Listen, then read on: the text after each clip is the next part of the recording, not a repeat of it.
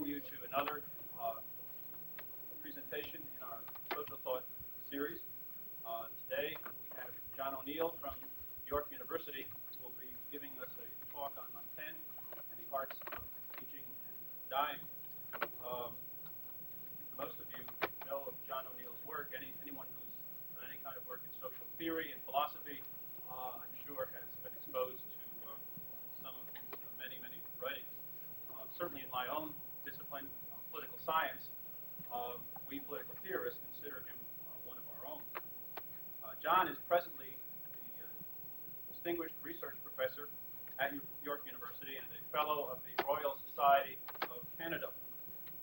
His writings are many in legion. Among the first ones that I came into contact with as a young assistant professor here were sociology as a skin trade and then making sense together. One of his anchors in philosophy and social theory is the work of Merleau-Ponty. He's done a considerable amount of translation of Merleau-Ponty's work and a lot of interpretive work on this French phenomenologist up till very recently manifested in his work, the Communicative Body. More recently, he has written a series of essays, Essaying Montaigne. He has a very recent book out entitled Plato's Cave, Desire, Power, and the Specular Functions of the Media. And in May of this year, as part of the Oklahoma Project for Discourse and Theory, John will have a book coming out entitled Critical Inventions, the Literary Arts and Sciences, which many of us are looking forward to. He is presently working on a book interpreting Freud's 5 cases. After the presentation, he will be joining the accompanying social thought seminar, but we would like to invite all of you who are here in attendance to a reception that will be held at the Gaines Center somewhere around 5:30 this afternoon. This will give us all an opportunity to talk and interact with John for an hour or so at a very convenient location. On Saturday, John will be giving another lecture, which will be at the Student Center, the old Student Center, room 115 in the basement of the Student Center. We would like to encourage you also to attend that. Pardon me. The title of the presentation will be Foucault's Clinic, the Poetics of Mortality and Modernity. So we'll see a number of themes that he is planning to develop here this afternoon carried through in this second lecture. All of you are invited, and we would certainly like to encourage you to attend. Without further ado, let's turn over the podium to John O'Neill.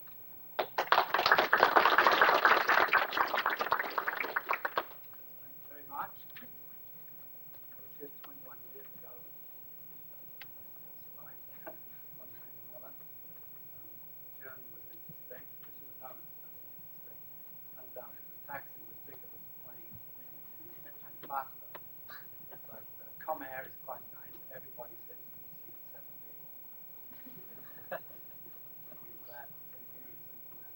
Am I on or off?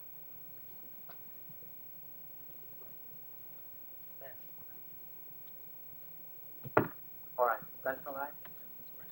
I'm not too high tech, but I did manage to make some overhead.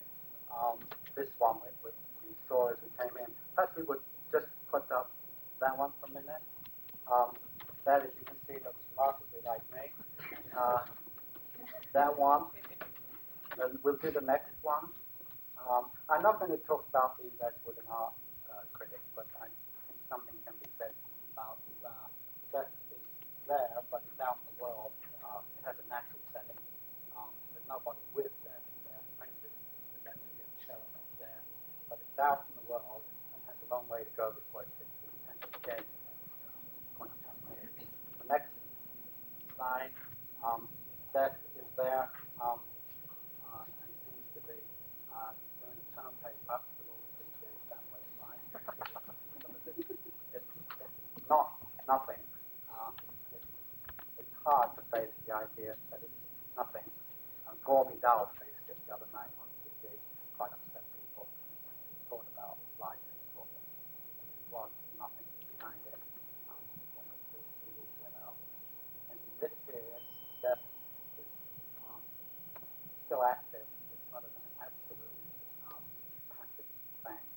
So I have some more, but I'm not concerned to take those as such.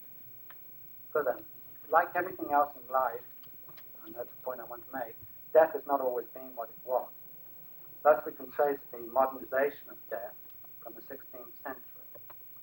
With the emergence of the individual, death is at once interiorized as a process of self-destruction and externalized in the discourse, emblems, hieroglyphs, and medical illustrations of the physiognomy and anatomy of musculature, skeletal structure, corpse, and cadaver.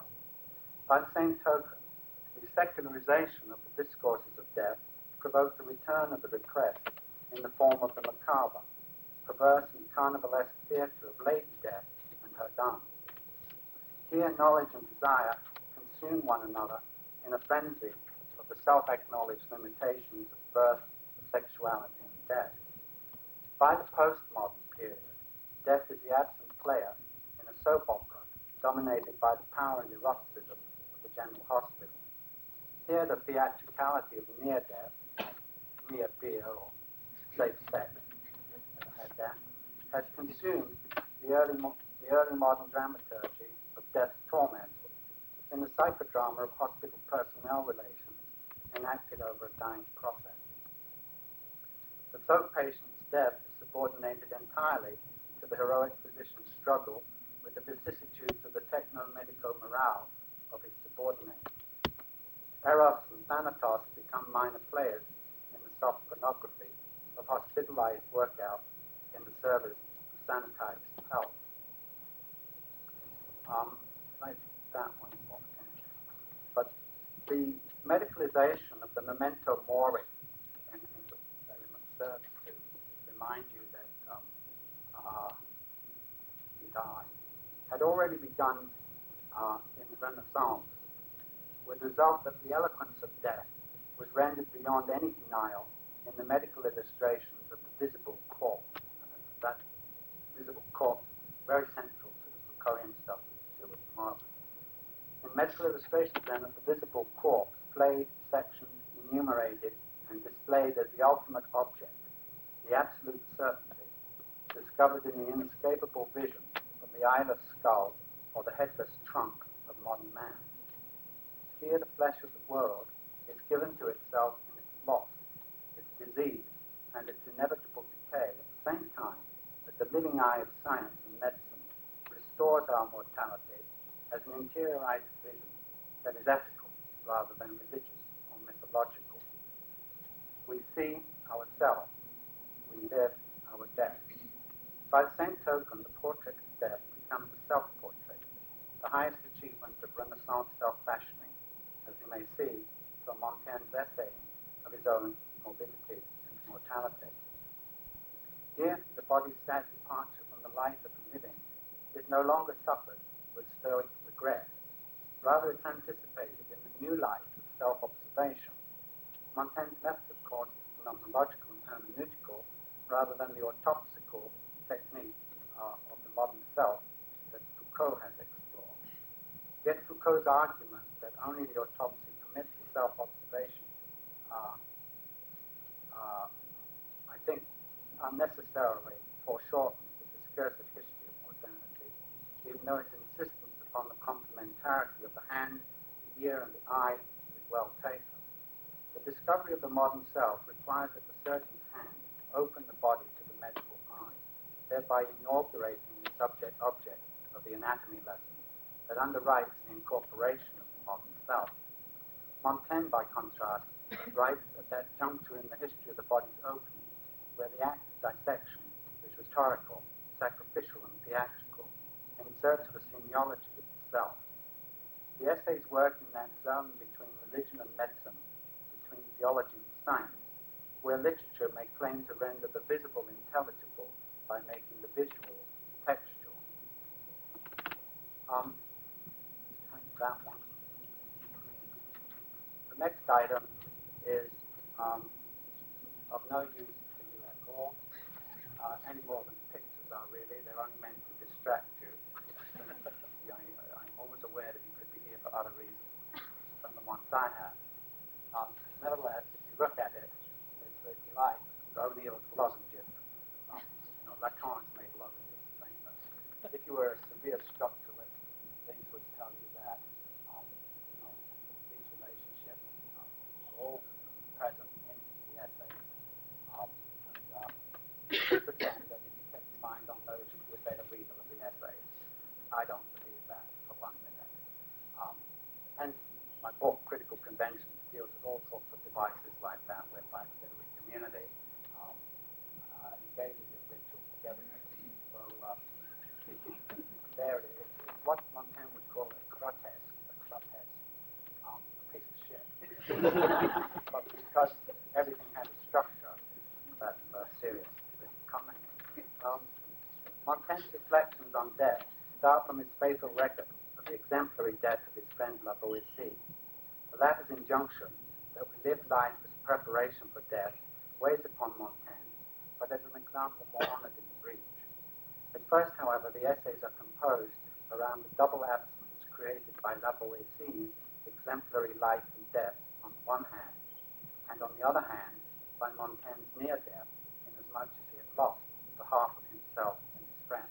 The next chunk is dealing with the text that has to deal with the loss of a beloved friend,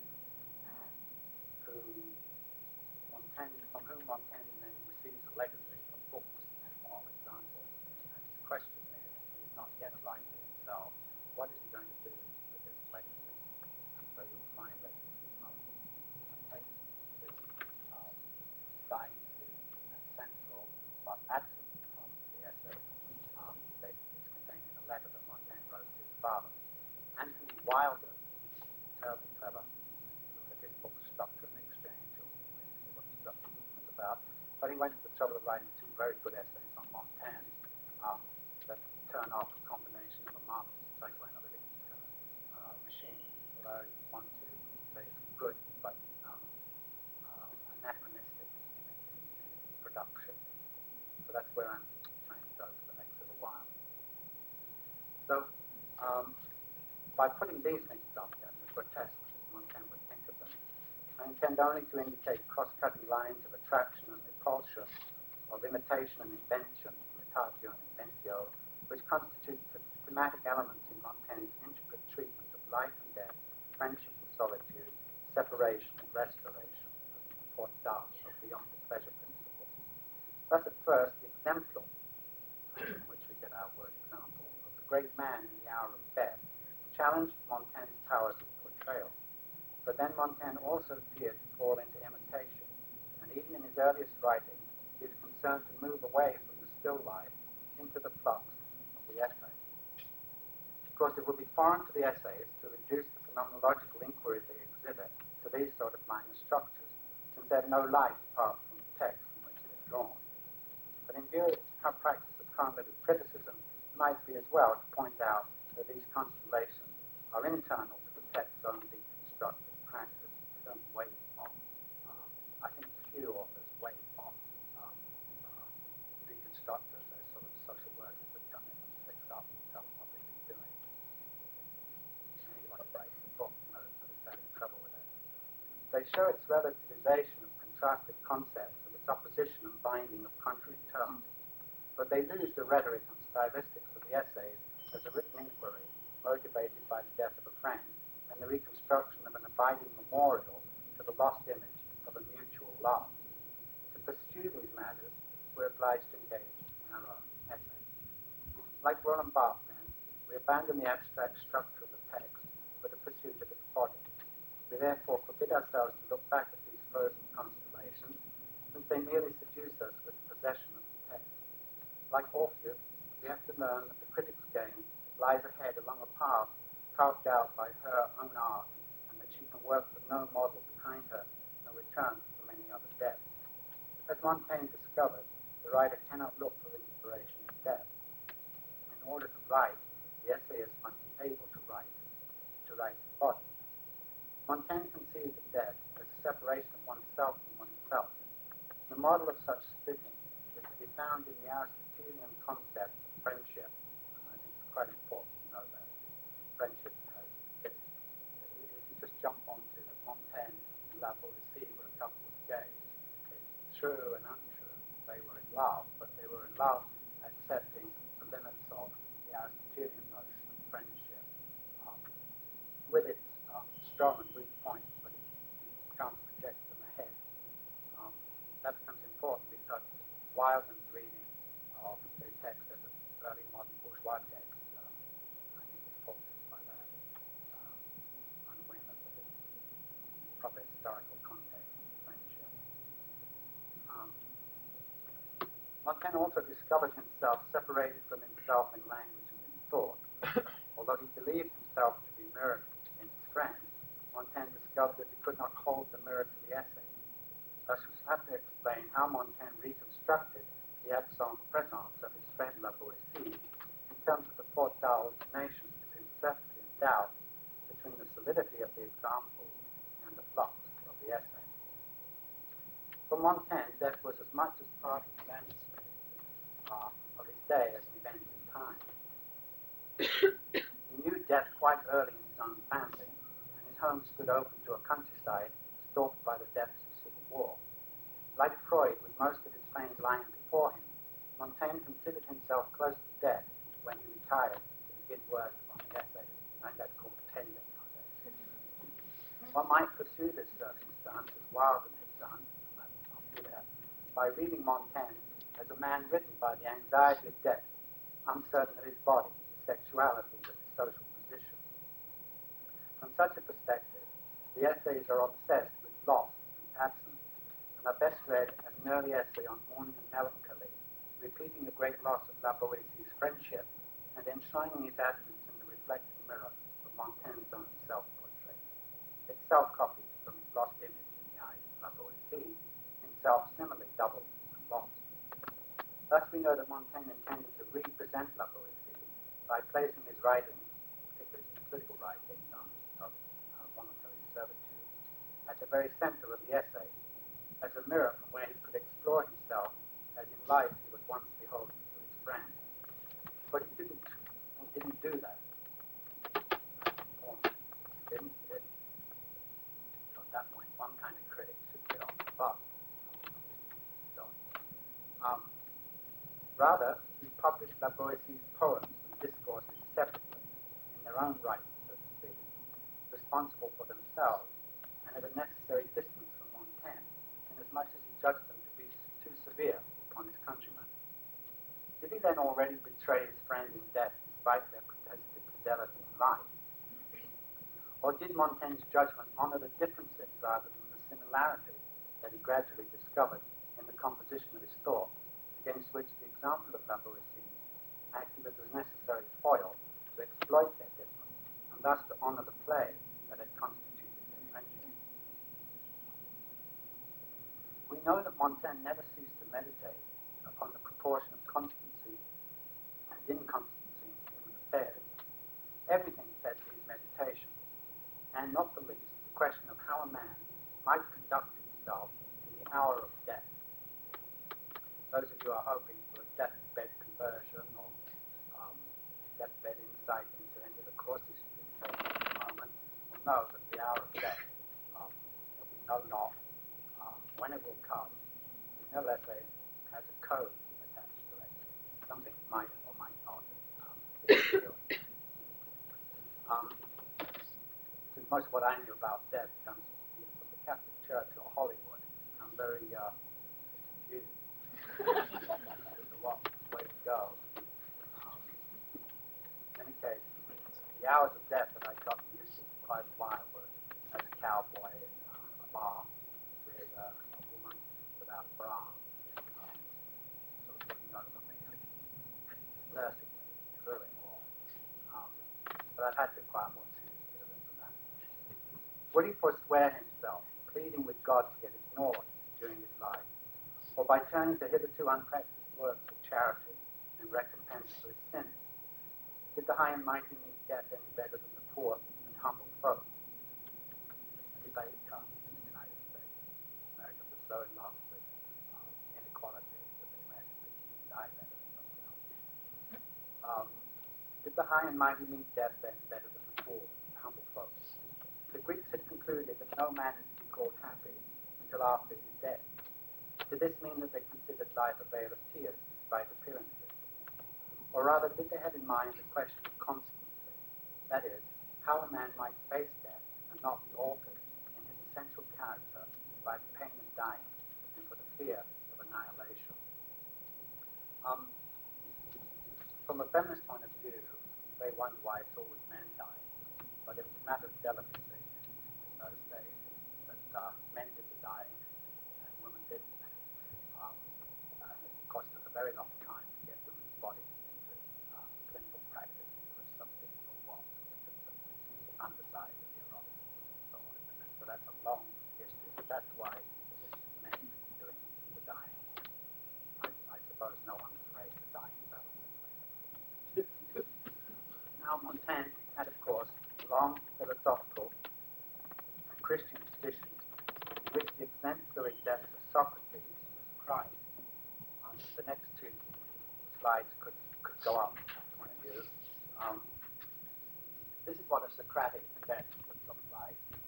You're there finishing the paper, but I never got to finish and telling them what it was all about. And it looks like that. And then the other one, we could just pull it away. This is the one that Merleau-Ponty died. Montaigne hopes to die. The other one is a Christian one. You had the death of Christ up there as an example. You had the family. And there's a certain kind of distraction.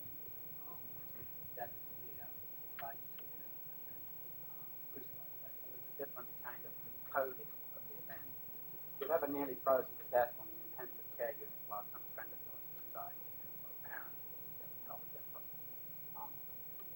It's crowded. It's an extraordinarily crowded place, the intensive care unit. People come and go. None of whom are related to the person. They have part-time jobs and different things that they do. And it's an extraordinarily uncollected place. And the machines, of course, reading the event that is being waited for. So these are two images of one hour of death. Clearly, if you're on the Socratic hour, it'll be as long as it takes for a lecture, or a seminar, or a dialogue. A long hour. Now, Montaigne is more given to the Socratic than the Christian model.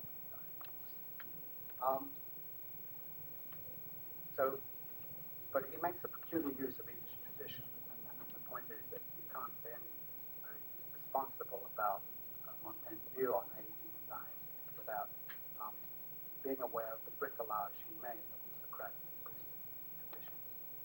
So now we come back to the Socratic Merleau-Ponty type death scene that starts Montaigne in the essays. 7 years before beginning work on the essays, Montaigne had relayed to his father an account of 3 days,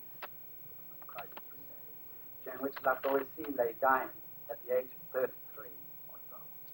He presents a figure at times of Christ-like proportions, but more generally Socratic in his ability to converse with those around him, from whom in turn he took his lead. Setting aside public life, acquitting his family duties, and setting his advice upon relatives and friends, La Boétie conducted himself in death before his breath, exactly as he had planned his life. But that's sort of like an office hour. Il y a fort longtemps que j'y étais préparé. Je savais ma leçon du par cœur. I was ready way ahead, and I knew what to do by heart. Montaigne's account of this exemplary death is both historical and phenomenological. In part trapped in the stylistics of La Boétie's exemplar, yet partially veering away to consider the mixture of absolute conviction in La Boétie's last words and the slippage between the mind and the body that he saw, not only in his friend, but also in himself, nevertheless called upon to witness forever La Boétie's plus slave.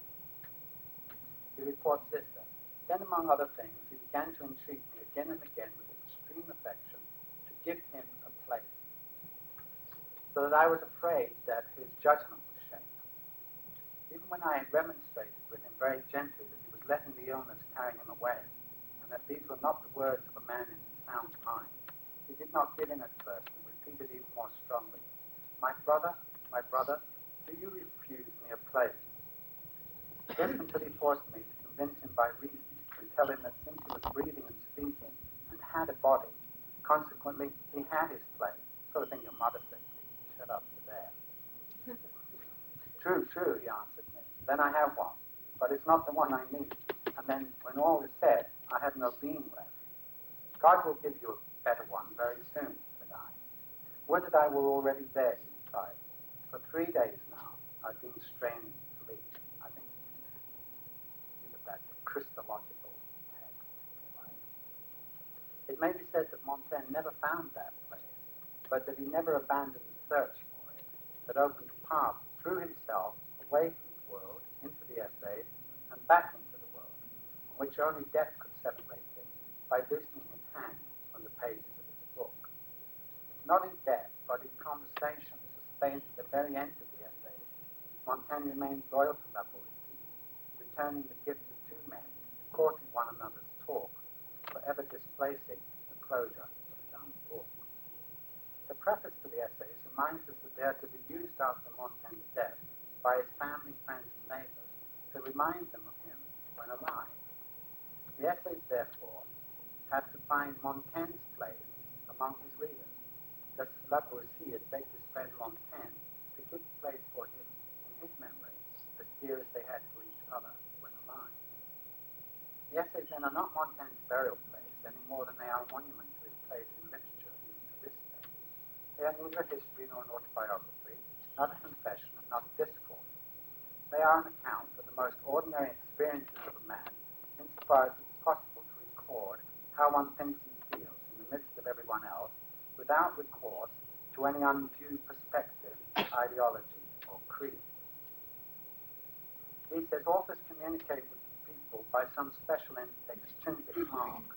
I'm the first to do so by my entire being, as Michel de Montaigne, not as a grammarian, or a poet, or a jurist, therefore not as a deconstructionist, or a critical theorist, or a lawyer. If the world complains that I speak too much of myself, I complain that it does not even think of itself.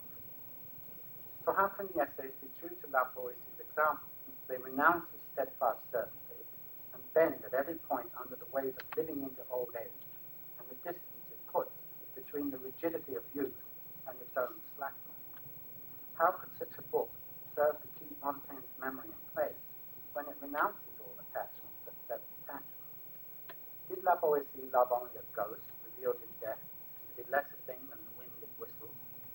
To be sure, at first Montaigne's body weighed heavily upon him, separated from the joys of friendship and bound to the obsequies of remembering a lost goodness in which neither he nor La Boétie could be sure of a separate identity, except as they say that moments apart that flooded with each other's presence. Such repetition was all the more onerous inasmuch as Montaigne's capacity for intensity and focus had weakened with age in one aspect, but was also undermined in another aspect by the experience brought with age, namely that we can rarely sustain our intellectual and moral attachment. Slight loading of Mortian irony. Having lost his mirror image in La Boétie's youthful eyes, the old man stood staring at the blank page, summoning his weak nature to inscribe there the moving image of a mind whose body was drifting towards an ineludible death, catching at islands of goodness, sociability, limited well-being, and manageable pain. Never in the course of writing does Montaigne entertain a vision of himself outside of the seasons of his old age, yet without regret, and never without compassion for youth, not once courting death. Seated in his library, where he kept La Boétie's books given to him as part of his pledge to preserve their friendship, Montaigne devoted the last years of his life to the inscription of that Michel de Montaigne who had loved La Boétie, and who was loved by him so unreservedly in a love that exceeded all reasoning, a love repeated only in the love with which Montaigne gave himself to the essays, to find himself returned through them inasmuch as he could imagine readers similarly drawn into their company. Now, Wilder, just briefly take that, Wilder treats Montaigne as a early modern, and it's a very strong, clever argument, the effect that Montaigne's literary dependence on La Boétie, reduced him to what I call a literary slave, half dead for fear of losing his place with La Boétie. For if it is believed that Montaigne spent his last years eking out a living death, then we're surely wasting our time trying to develop an argument for Montaigne's remarkably sane approach to the hour of death. Wilder's thesis is argued from a combination of Marxist and psychoanalytic theory, which together treat Montaigne as the victim of a double loss: the loss of his dead friend on the one hand, and the historical loss of his feudal sense of place, property, and self on the other. Wilder argues then this double loss nearly bled the life of Montaigne, resulting in the sickly modern self of the essay, the first contribution to the dead culture of the bourgeoisie. And that in literary criticism is still one of the tropes. Literature is a kind of sickness, and when you're sufficiently sick and wretched, thing to do is sit down and write a book.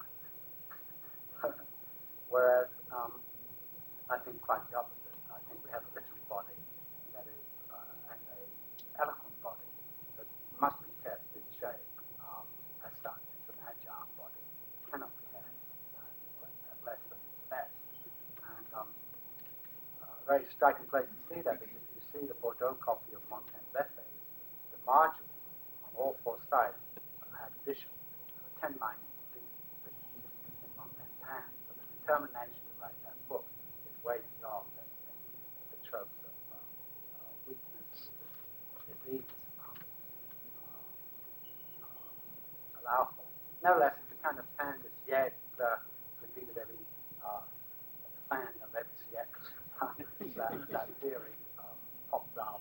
And of course, you can psychoanalyze it. Make it even more neurotic.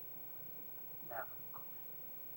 Wilder treats La Boétie's friendship as the lost plenitude of Montaigne's life, a loss that lured him into a perpetual self for a substantive self whose place had also been lost in the historical shift from feudalism to capitalism. So on that view, Montaigne prefigures the dead souls of the new bourgeoisie, anxious and obsessed with property, clutching at a substantial self from which they are perpetually alienated. Spoken by the capitalist system, the deltative junction, know thyself, split Montaigne into a friend without a friend. Thus, La Boétie is to be understood as a metaphor of social disintegration, and the essays as Montaigne's quest for authenticity in a broken world. I think that's absolutely marvelous stuff. And when I'm being a Marxist, I would like to be able to write and argue that way, but I think the dating is off. And in critical conventions, I have arguments with Jameson in particular that when we're being left critics, we have to be careful with whatever the text requires. Historically, space-specific place. It might have been, in this case, Wilder's argument might be better with Rousseau than with Montaigne. Okay, so I won't fight over the dead body any longer. Montaigne, come up now closer to the matter of dying. Because tried thinking about it, told pretty much. Probably not so much to worry about death, unless you've got kind of like iconography of an afterlife. But probably all of us worry about dying. Certain arguments that make it easier for you to be brave about, more brave about the one than the other. And if you think you're going to be brave about dying, a lot will turn on what's important here. Death and dignity. I've spent a long time trying to put together a life with dignity. Extraordinary quest in society. There's very few dignified practices whatsoever. That one should die with dignity. But we like dying with PhD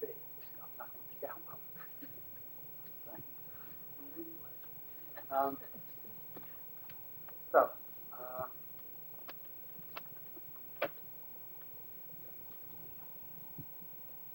what I'm trying to get at is that a matter of the hour. If Montaigne feared old age and death, it was because he feared that the pain of dying would loosen his tongue. For example, if this is the moment in which I'm making these cracks, then comes my moment when I'm dying, I may not be quite as smart as one. And that, for example, is an hour. So he was afraid then that it would loosen his tongue, separating his words from his thoughts. Remember the complaints that Lavoisier looked at talking like a madman now, that's not easy. And so excluding him from the company of men, apart from whom he had no joy in living. In other words, Montaigne only discovered himself in the flight of conversation. Only in talk did he delight in himself. Thus he made it a rule to measure knowledge, his use of books, and all his associations, civic, conjugal, and filial, by the return of intimacy he experienced with himself as himself, neither too spiritual nor too physical, but rather as a very natural metaphysician.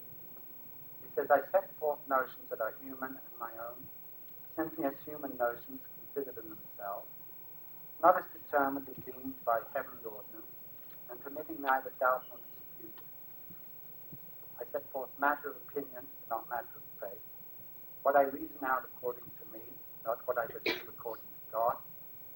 As children set forth their essays to be instructed, not to instruct, in a lay manner, not clerical, but always very religious. That's what hard is reading Montaigne. Every time you see a semicolon, you're in the ditch. But the text exemplifies that matter of not getting above yourself, of not, as it were, surrendering to an ideological version. So, after Lavoisier's death, Montaigne installed himself in himself, the famous ship to the tower of his castle where he writes the essay. Pursued no other interest than himself, and thought of nothing else than how he thought, or how he felt what he experienced. To do that, however, he needed to become a writer, not a copyist, not a historian, not a recluse, and not a confessor. To pursue the course of the essay, he had in a certain sense to empty himself in order to be able to make the characteristic denouement, swerve, deviation, or skizz that so often turns the narrative of a given essay into a remarkable epiphany of Montaigne on Montaigne. For example, in the essay of presumption, in the course of taking stock of himself, so as to set himself neither too highly nor too lowly, we catch Montaigne weighing himself, adding and taking away a given vice or virtue as a painter might add or erase a given stroke of his brush, but always with a flash of insight into his bottom nature, where he alone determines his worth. And it's that thing that is the basis for his notion of constancy, in the term, the constancy that will be in the hour of death. He says, when things happen, I bear myself like a man, in conducting them like a child. The dread of falling gives me a greater fever than the fall. And this is an argument pay some attention to. The gain is not worth the candle. The miser is worse off for his passion than the poor man, and the jealous man than the cuckold. The lowest step is the firmament. There you need nothing but yourself. Constancy is found there and leans only upon itself. So there are innumerable points in the essays where he discovers a happy constancy between his conduct and his nature that the ancients considered might only be revealed with any certainty in the hour of death. In this sense, the essays are a daily practice of an art of dying. But to say that requires that we resolutely set the essays apart from any morbid philosophy, as in Montaigne's words, is not worth the candle. Although he may have begun by treating philosophy as an art of dying, put that one up. The idea is that we do not have a position where we can, like that, contemplate death. Well, we're going to know how we're going to behave the hour of death, we're going to have to have found that out when you pull the top off a beer bottle, or you stick needles into some wool, or you wipe your kid's ass. There's something that you do, to which you, if you like, you give a Molly Bloom type yes, okay, I'm here, there. And then the idea is that you might, because none of us will know here, you might be able to recover that moment in the hour of your death. Remember, the hour of death is fate. So, although he began, like Goethe saw, by treating philosophy as an art of dying, Montaigne soon found he couldn't abide by such a view, because it so plainly contradicts pleasure, voluptuousness that we seek in life, and which requires that we give no thought to death. He who does so merely torments himself like a jealous husband, living the event before it happens, and lending it a reality it may never have, or that is in death we cannot know. That's quite an important argument. If you're thinking of exercising, there's one to try on. You know how to torture yourself with something to make it such a reality, but when you come to the event, it's never quite like that. So you say, well, if you were into these arts of dying, more likely to scare yourself to death. But is he saying you can't do anything to prepare? In any case, Montaigne satisfies himself with the thought that he's already lived, and this is another argument, longer than many an excellent man. His virtues granted him no longer least upon life. That's another little exercise. I think of Jesus. Poor old Ernesto Grassi died. Poor old Goldman died. My colleague. And I think, shit, those bastards lived 10 years longer than I have. What am I worrying about? Well, another argument.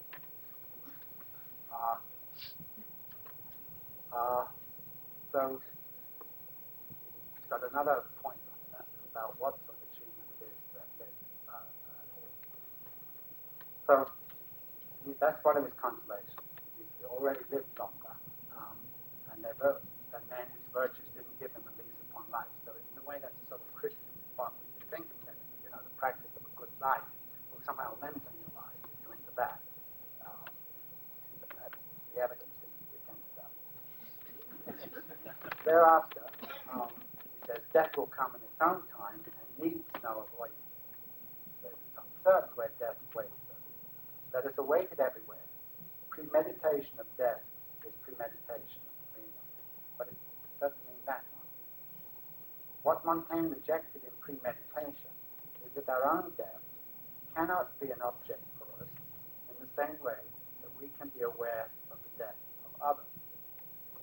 To be a little bit more precise, Montaigne very gradually distinguished the death of others, or death, from one's own death, which of course is the Norwegian dying that you do to get to see death.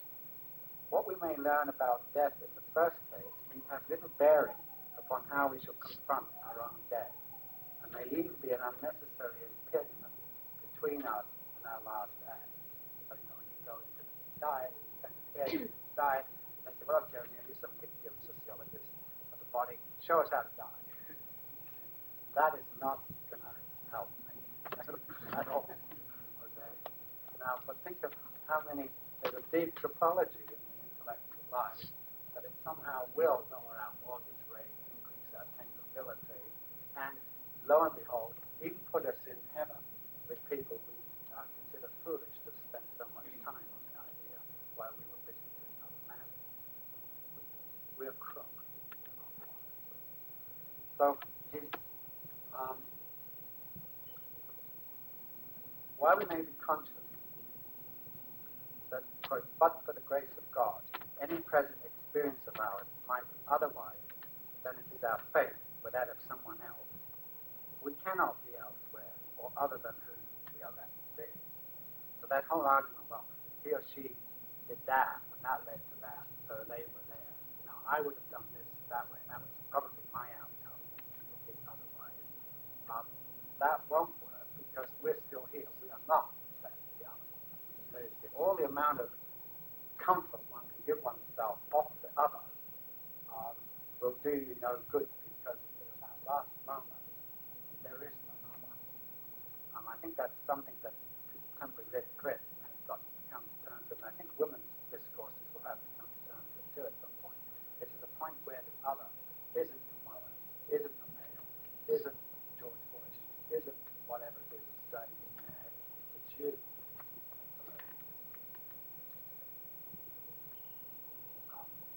There's usually not too much to say when you realize that.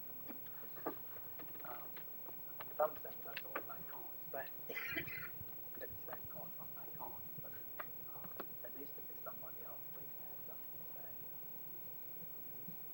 And your first words will be right to be there for yours. There's a high chance that they'll hurt you or try to say.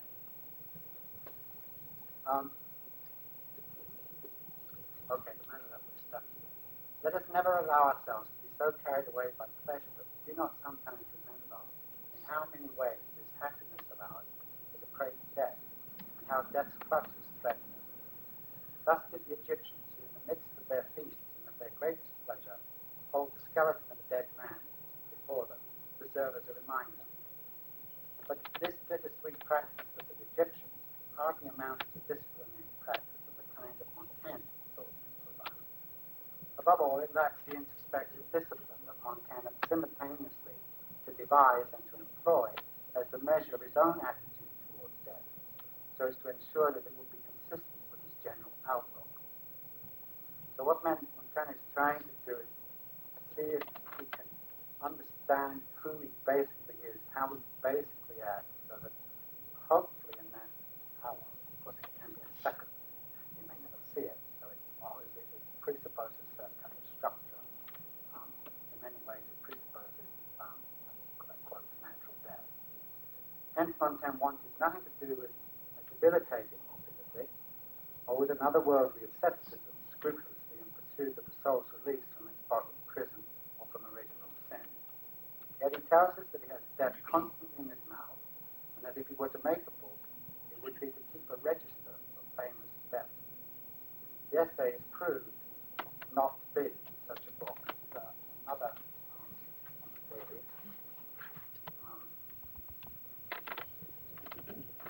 He tells us in the Essays that he found the loss of youth as great a loss as death, even though he would be the last person to seek an unseasonable affectation of youth and its crop of pleasures. But rather than one's age, it's the state of one's health that Montaigne considered a chief factor in his thoughts of death. Even though he tells how he had learned to live with his own most painful affliction, kidney stone, Montaigne conceded that ill health did tempt him to thoughts of death. Otherwise, Montaigne accepted without question the cycle of life and death. He recognized that we enjoy no good and no evil outside of it.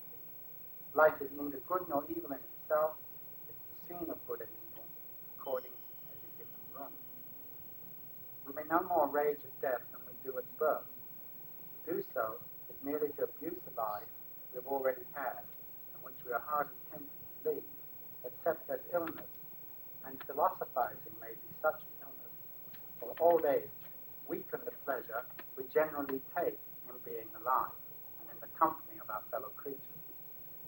The measure of our lives is the use we make of life, not its length, any more than a short man is less human than a tall one. In this, he says, our Mother Nature treats us all the same. So what is it then? He thinks that it's rather our customs and our rituals that create differences among us to the point where we believe it's possible to live and to die better than our fellow men, and thus for us to fear that we may not have been born so well, or that we may die less well than others do around us. There's kind of sociological and anthropological argument there that one of the things that, as it were, would divide us from ourselves at the moment when we most need to be ourselves is that we live in a society of invidious comparison, which then, of course, commodifies everything, including dying and death. Our sense of what the loss would be to our families, etc., etc.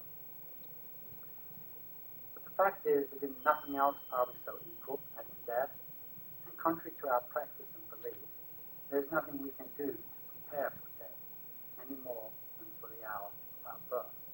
Now, of course, we immediately object to that if we presuppose a society in which death is a commodity and to be not, better or easily, or with more of this and more of that. We may, of course, attend and comfort the death of others, as Montaigne stood by his dying friend. But each of us dies his own death, yet we need not die alone. This much we may hope of our friends and families, and we owe this practice to others, as we may expect it upon our own behalf. Such then is kind of sociologic of death, of la mort. But with regard to the event of our dying, what Montaigne teaches us is that we're best known to ourselves through our habit. Habit is the core of friendship, family, and community. Thus, we might say that more than anything else, Montaigne is a physiognomist of habit. That we understand by this something deeper than either the psychology of emotions and attitudes working in the service of body predictability or the religious pedagogy of the school. Our habits attach us to ourselves and to our friends. They cannot be masked, and they make us thoroughly known to those who love us. By contrast, Montaigne considered that the ritual art of dying, practiced in his day, merely continued the theatre of masks. Moreover, the rituals of dying were probably more frightening than the dying itself, meaning more frightening for the person dying. They're marvelous for the others who have to deal with the dying. It gives them tongue to do, and the wailing culture, it gives everybody a lot of steam to let off. Good. For these reasons, then, Montaigne hoped for and this is another innocuous notion, for a sudden but not unprepared death. He hoped, in fact, that when his time came, he would go quietly and want to be raving and alone. And wherever he found himself while traveling, he was always ready to meet death. A sudden death might, of course, deprive him of the last right. But Montaigne considered his daily habits, like those of a good gardener, sufficient preparation for death. He says, I want a man to act and to prolong the functions of life as long as he can. I want death to find me planting my cabbages, but careless of death, and still more of my unfinished garden. As it happened, Montaigne died 3 days after an attack of aphasia. So he lost his speech. He had communicated by jotting down his wish to take leave of his friends and neighbors who attended a bedside mass, during which he is said to have died at the moment of the elevation of the host. Essaying Corpus Meum, for this is my body. The post-mortem accounts by his 2 friends, Essaying Montaigne and Pied-Bras, are stylistically similar, with closes around on him, to Montaigne's own style in recording the death of La Boétie. And Hugo Friedrich, one of the principal commentators on Montaigne, concludes there's no reason to believe that Montaigne's death in any way belies the essay. I think the whole to that you have to ignore the aphasia. Nonetheless, it may be thought that death properly concerns us as the most difficult exercise in philosophical reason. Here, surely, we might achieve more certainty in our belief and practice than is offered by the uncertain comforts of religion and ritual. But Montaigne did not think so. He certainly tried philosophy as a remedy for death. But on balance, he considered that the philosopher's own practice is a kind of illness, rather like that of a jealous husband who pains himself with an irreality he himself has created, suffering before his time an evil that he may never know beyond what he experiences in fantasy. The husband will only know how he will respond to his wife's infidelity once it occurs. It is then that he will play his true part in the comedy. The same is true of our philosophical selves, which are more likely to affect composure while discussing the arts of dying than in the final hour, where the self is truly tested. Thus Montaigne judged that Solon's saying referred not to death as the harbinger of happiness, but to the hour of death, and to the question of our constancy when tested by it. It is then, perhaps, that the man may reveal the strength of the marriage he has made between soul and body. Only then, in life's last embrace with death. He says in everything else there may be sham. The fine reasonings of philosophy may be a mere pose in us, or else our trials, by not testing us to the quick, give us a chance to keep our face always composed. But in the last scene, between death and ourselves, there's no more pretending. We must talk plain French.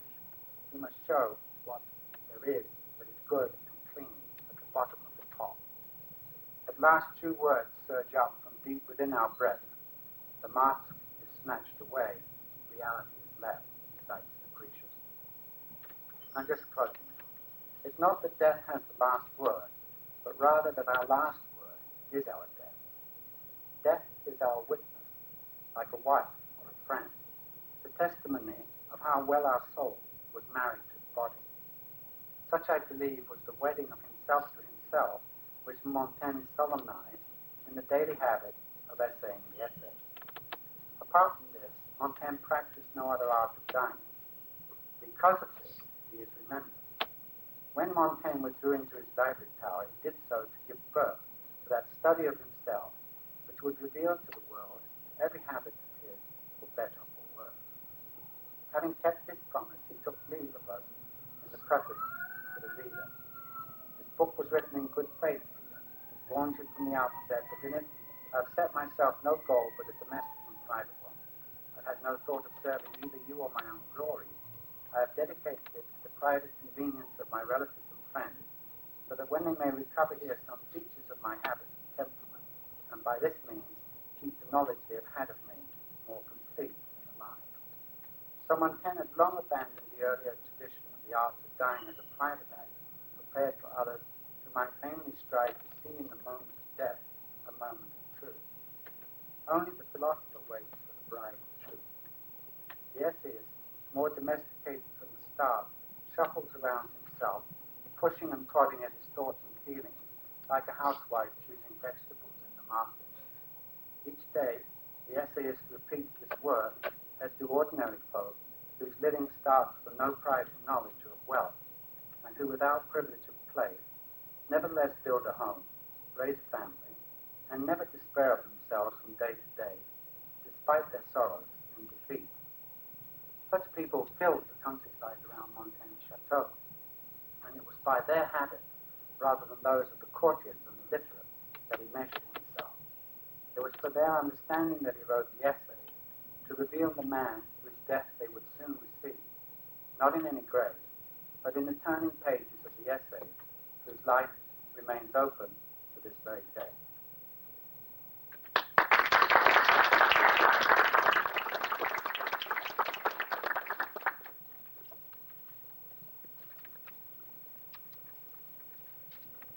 You have some time for questions.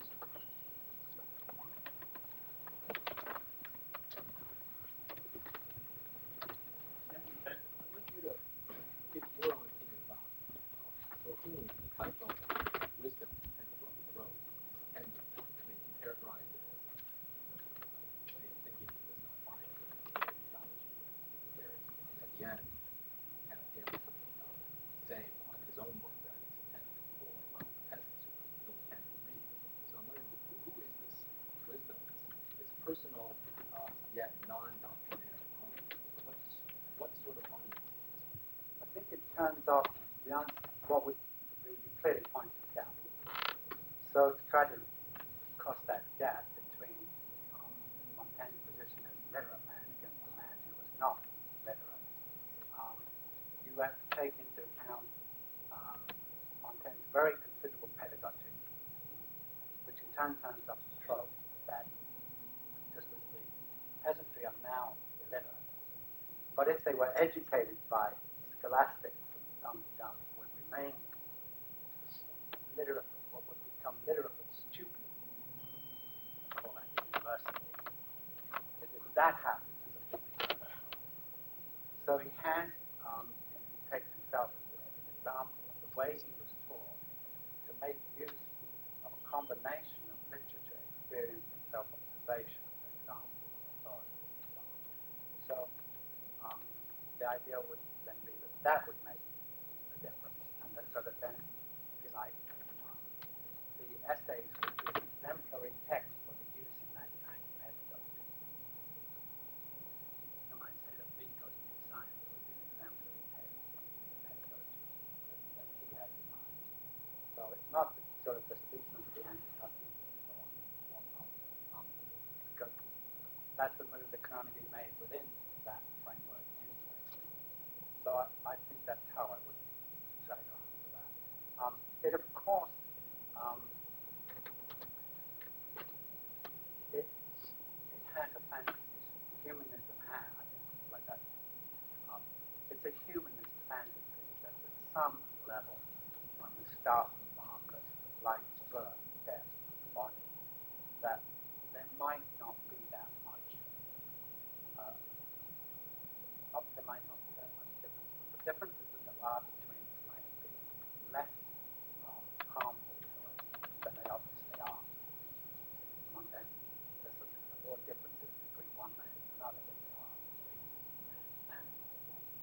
Not pre-noticing that, but I think that that's what he would say, that it's a search for a pedagogy that would not be yet another way of strategizing. We're all aware that our pedagogy educational system, in fact, are commodified ways of creating terrible pain for anybody who becomes educated in the hope that he or she could return the debt to an uneducated family or class he or she may have come from. Dennis Potter was extraordinary and he's not having extraordinary punctuation of the class reality, sexuality by romantic music. It's all turning off the idea that we were, as it were, we feel quasi-naturally what we're taught, and yet trying to make what we embody what it is we're taught by ideology is just ridiculously flawed. Yeah. Well, I'm not sure I follow. I like the idea that he's able to work out some kind of an alternative to these ideologies in less satisfactory ways of picturing the whole function of pyramid. Doesn't he sort of inevitably fall into one in the ancient idea that one is immortalized through their writing? Yes, it falls into that. Clearly, isn't that problematic for your reading?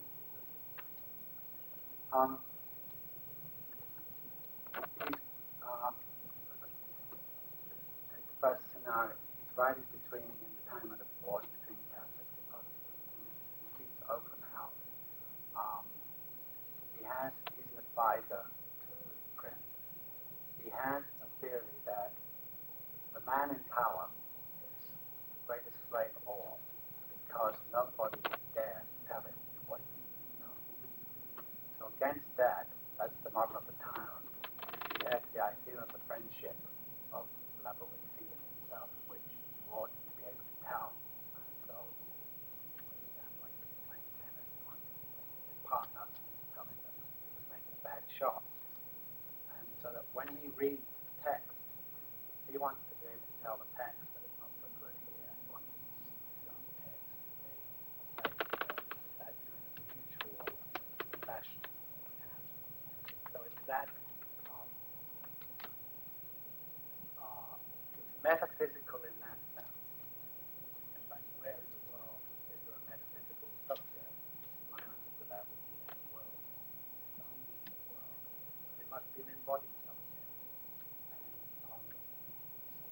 that embodied subject is language, so it must speak right. But it can speak or write in ways that will fall below or above this vision of things. But if it's metaphysical or ideological to have vision, then so be it. I just, Well, let me raise a different kind of question that has somewhat the same point. Let's say that he really values the kind of fundamental honesty. He really saw this is very rare among people. yes. And it's something that is about is an absolute requirement for intimacy, for equality, for all the things that really tend to be salutary. Yeah. And so the question would be whether one can really achieve this. And so he wanted to prepare the way, Yeah. the conditions, as it were, so that nothing would stand in the way of the experience of this, or at least the effort to experience this. And he thought all these rituals really did do that. They were dishonest. They prevented this from happening. And so in this way of reading it, it would end up being a kind of exercise in a kind of fundamental honesty. How you maintain this. I mean, that's the struggle. I think that's well taken. What if you could just give it, I think what Montaigne would call, if he'd said that, he would have said, however well taught, there were other people who could say that much. But I think what he's saying is that to be honest will take more time, and you will never be quite sure of it. And that's why you couldn't sort of, you thought Montaigne, another was he was just get that first, but the more he got on learning and this, he saw that, he did that, people did that, and the other.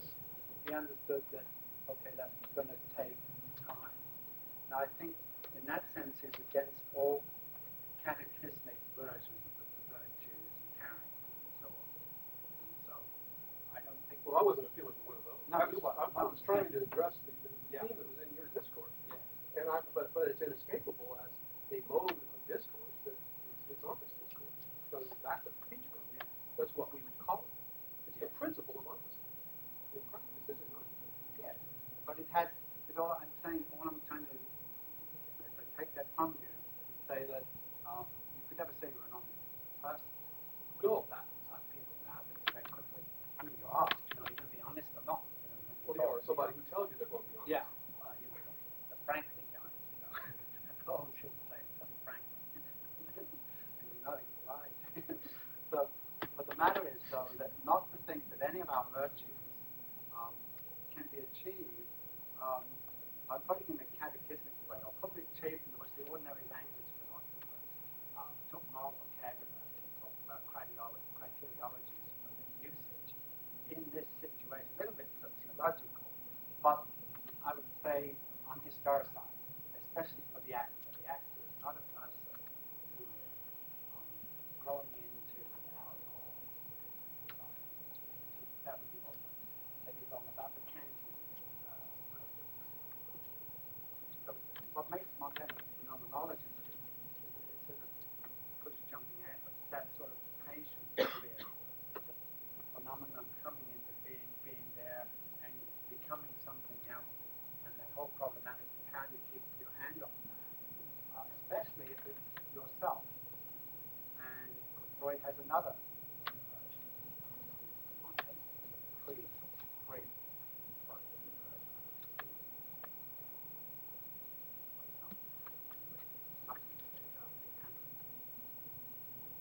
But I think I'm not trying to set up Montaigne as any kind of guy that managed everything, because I think just when you see the story, it starts with him writing about Merleau-Ponty and like the commentators, folding back into the very thing that he departed from. But I think you then have to sort of give it this little extra line and say, well, this is Montaigne, what did you think about that? And then I think he would speak about it as he spoke about Socrates. Socrates didn't resist his own death. And they would say he didn't resist, he made his own death, not resisting what other people made of it. And there's some sort of extraordinary piece of humanity in that is very difficult to be heard in a medieval society. Just extraordinary. That loop. Get yourself in the moment that you abandon yourself to what others make of you. Now, being as smart as you can be, you may want to reframe that move with what I could imagine to be. If there were,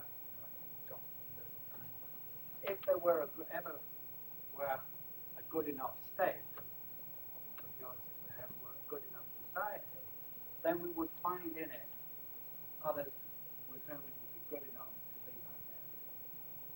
But then, of course, most of us like that in our lives, like me, our children. And I think at the moment we have that pretty tattered state of affairs. But you cannot not get, as it were,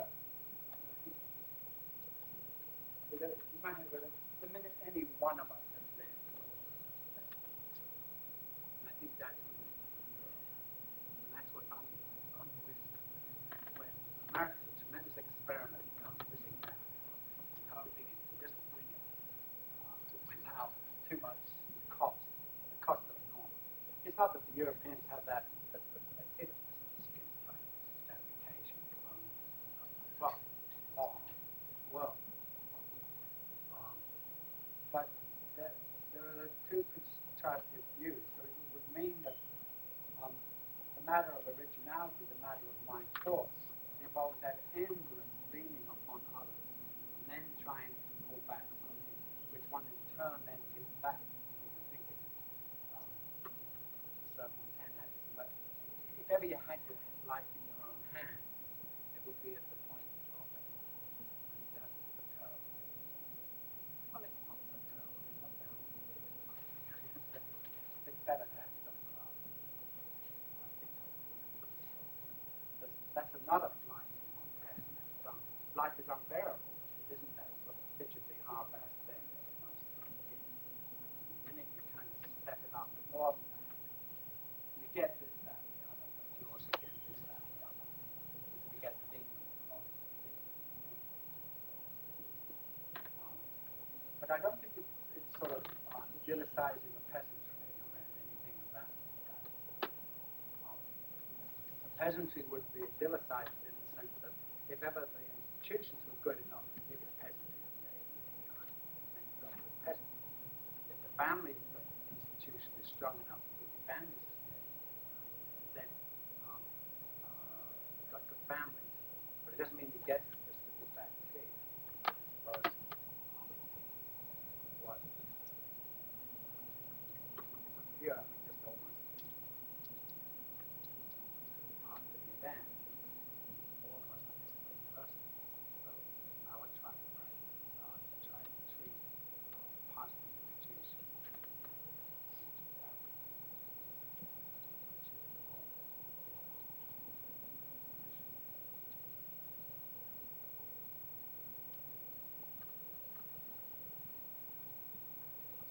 Other questions? If not, please join me in thanking John with one final close. Thank you.